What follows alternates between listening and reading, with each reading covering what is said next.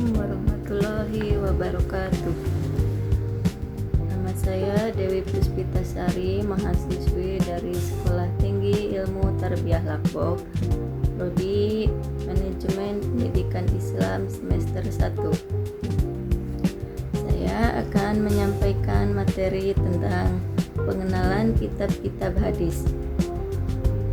Tugas dari mata kuliah Ulumul Hadis dengan dosen pengampu Bapak Dr. Ogi Lesmana MPDI.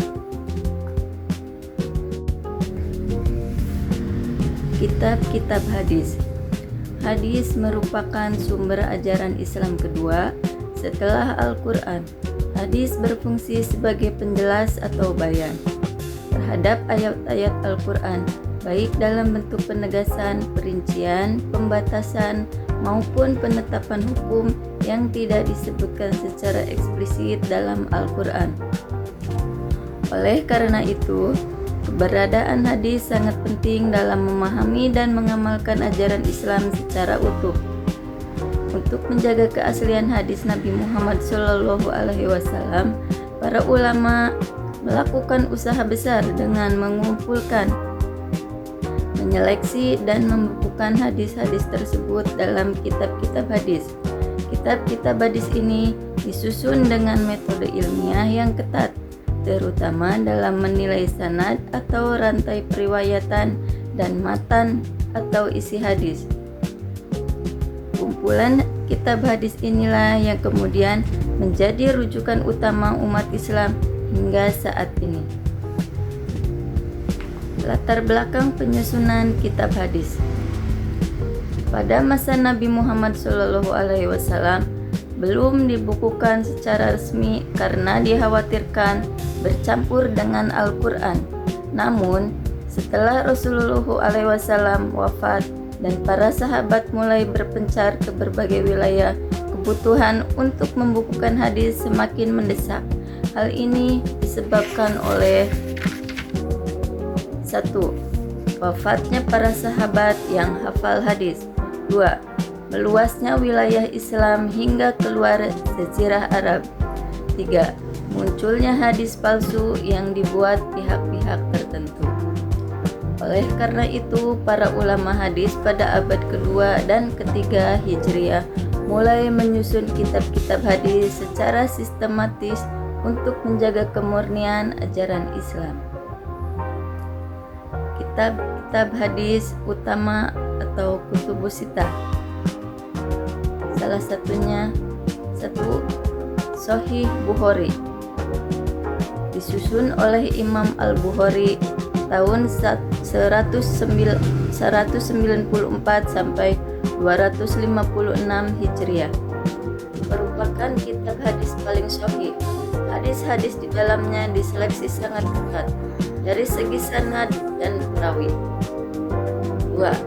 Sahih Muslim, disusun oleh Imam Muslim tahun 204 sampai 261 Hijriah. Kualitas hadisnya setara dengan Sahih Bukhari, namun sistematika penulisannya lebih rapi dan mudah dipahami. 3. Sunan Abu Dawud, disusun oleh Imam Abu Dawud tahun 202 sampai 275 Hijriah. Berisi hadis-hadis yang berkaitan dengan hukum fikih, digunakan sebagai rujukan utama dalam penetapan hukum Islam. Yang keempat, Sunan At-Tirmizi, disusun oleh Imam At-Tirmizi tahun 209 sampai 279 Hijriah. Keistimewaannya adalah penjelasan tentang status hadis, sahih, hasan, atau dhaif. Yang kelima, Sunan An-Nasa'i, disusun oleh Imam Ahmad bin Syu'aib An-Nasa'i tahun 303 Hijriah. Kitab ini dikenal dengan dua nama, As-Sunan Al-Kubra dan Al-Mujtaba atau Sunan Asy-Syugra. Disusun berdasarkan fikih, toharoh, sholat, zakat, puasa, dan muamalah. Yang keenam terakhir, Sunan Ibnu Majah, disusun oleh Imam Muhammad bin Yazid Ibnu Majah Al-Qazwini tahun 203 Hijriah, merupakan ilmuwan dari Persia. Disusun berdasarkan bab fikih, mirip kitab sunan lainnya tentang ibadah, muamalah, akhlak, hukum, dan adab. Jenis-jenis kitab hadis. 1. Kitab musnad. Disusun berdasarkan nama sahabat perawi. Contoh, Musnad Ahmad. 2. Kitab sunan. Disusun berdasarkan bab fikih. Contoh, Sunan Abu Dawud, Sunan At-Tirmizi. Yang ketiga, kitab sahih.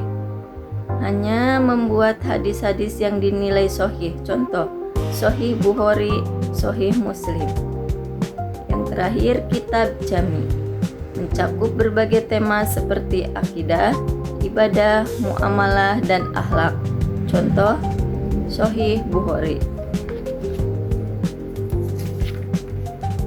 Kesimpulannya adalah kitab hadis merupakan warisan keilmuan Islam yang sangat penting dalam menjaga ajaran Rasulullah Shallallahu Alaihi Wasallam.